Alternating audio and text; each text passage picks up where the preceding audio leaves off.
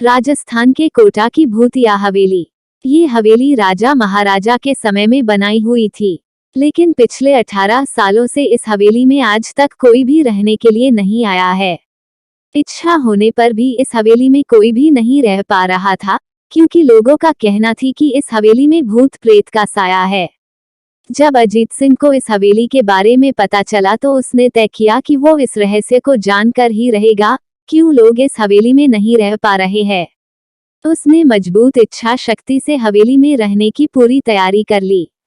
जब उसने हवेली के अंदर जाने के लिए पैर आगे बढ़ाए तो दरवाजे पे किसी अनजान व्यक्ति ने उसे रोक लिया और नजदीक जाके बोले, कौन हो आप और किधर जा रहे हो? अजित सिंह ने जवाब देने के बजाय उसने सामने सवाल किया, जी आप कौन? मेरा नाम अर्जुन सिंह है और मैं यही पास में ही रहता हूँ। अजित सिंह ने कहा, ओह अच्छा, मैंने सुना है कि यह एक भूतिया हवेली है और यहाँ कोई नहीं आ पाता है, इसलिए मैं इस हवेली में एक दिन रुकने का फैसला किया है। अर्जुन सिंह ने कहा, जी हाँ, आपने सही सुना है और आप भी अंदर मत जाइए, मेरी माने तो आप भी वापस लौट जाइए, यहाँ बहुत खतरा है। ये सुनकर अजीत सिंह खुश हो गया, जैसे उन्हें कोई लॉटरी लग गई हो। अर्जुन ने उसकी खुशी को देखकर बोला, आप क्यों खुश हो रहे हो? आपको तो भूत का नाम सुनकर डर लगना चाहिए। शायद आपको पता नहीं होगा कि मैं भूत प्रेत में काफी दिलचस्पी रखता हूँ। अगर इस हवेली में भूत है तो मैं अंदर जरूर जाऊंगा और सारी सच्चाई का पता भी लगाऊंगा। इतना कहकर अजीत सिंह उस हवेली में चले गए। अंदर जाके अजित ने अपनी बैग को साइड में रखा और हवेली के चारों ओर देखने लगा। सारे रूम भी चेक कर लिए। बाद में ड्राइंग रूम में आके सोफे पर बैठ गया। उसने वहां बैठकर दारू के 2-4 पैग भी पिए। वहीं अचानक उस रूम में लाइट का एक बल्ब चालू बंद होने लगी, लेकिन अजीत ने उस पर ध्यान नहीं दिया। थोड़ी देर बाद दूसरा बल्ब चालू बंद होने लगा, फिर तो हवेली की सारे लाइट चालू बंद होने लगी। ये सब देखकर अजीत अपनी जगह पे खड़ा हो गया और संपूर्ण सावचेत हो गया। अचानक उसके सामने एक छोटा टेबल हवा में उड़ने लगा। करीबन 6 फुट हवा में ऊपर जाके गोल गोल घूमने लगा और बाद में अजीत की ओर तेजी से आने लगा। अजित ने तुरंत ही अपनी जगह बदल दी और दूसरी ओर चला गया और वो टेबल वहीं जाके गिरा जहाँ अजित खड़ा था। अजीत कुछ समझ पाता उतने में सोफे की शीट उसकी ओर आने लगी। वो जल्द खड़ा हो गया और छलांग लगा के दूसरी ओर कूद गया, जिसके कारण सोफा दीवार को टकराया और अजीत बच गया। अचानक सब कुछ शांत हो गया।